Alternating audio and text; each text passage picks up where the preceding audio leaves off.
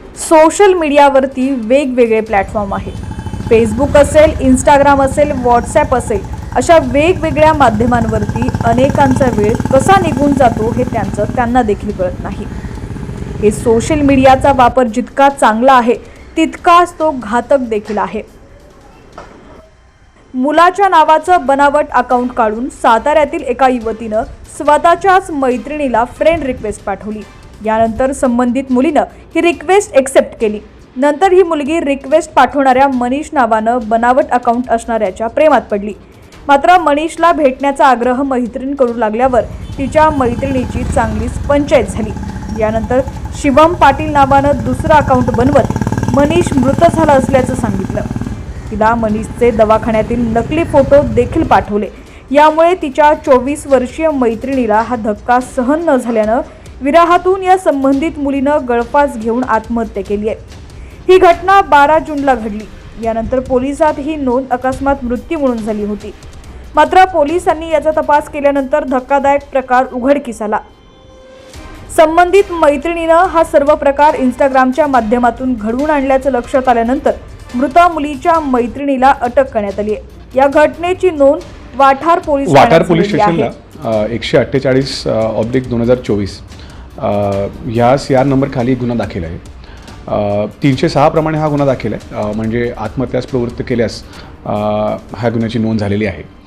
सुरुवातीला याच्यामध्ये फक्त एक मुलगी त्यांनी आत्महत्या केली होती अशी माहिती आमच्याकडे प्राप्त होती। त्याच्यामध्ये तपास करायला आम्ही सुरुवात केली।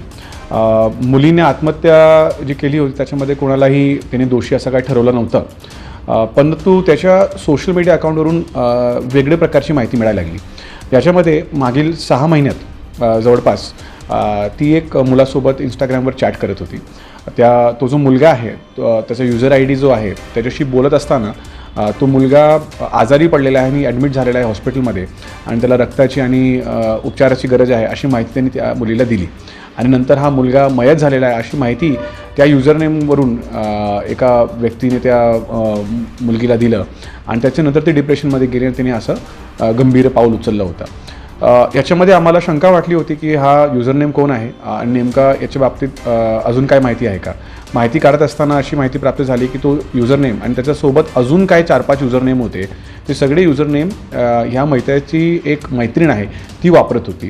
आणि ह्या सगळ्या युजरनेमचा वापर करून त्या मुलीला तिने एका प्रकारे फसवून त्याला इमोशनली ब्लॅकमेल केला आणि केल्यानंतर त्याला डिप्रेशनमध्ये ती गेल्यानंतर तिने हा गंभीर पाऊल उचललेला आहे आणि शेवटी एक जीव याच्यामध्ये गेलेला आहे।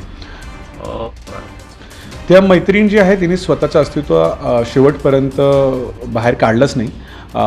तो जो मुलगा होता मनीष नावाचा त्याच्या माध्यमातूनच ती संवाद करत होती। त्यामुळे ती जी मुलगी आहे जी मयत झाली आहे तिला शेवटपर्यंत हे माहीतच नव्हता की हा बोलणारा जो आहे हा मुलगा नसून तिची मैत्रीणच आहे आणि तिला एका प्रकारे त्याच्या प्रेमात फसवण्यात आला। तिला वाटलं की ती त्या मुलासोबत प्रेमात आहे आणि तो मुलगा पण त्यासोबत प्रेमात आहे आणि आता ज्याच्यासोबत आपण प्रेम करतोय तो या जगातच नाही, अस्तित्वातच नाही आणि तो मयत झालेला आहे अशा प्रकारचा भ्रम एक निर्माण करण्यात आला। त्याच्यामुळे ती डिप्रेशनमध्ये गेली आणि शेवटी त्याने त्याचं अस्तित्व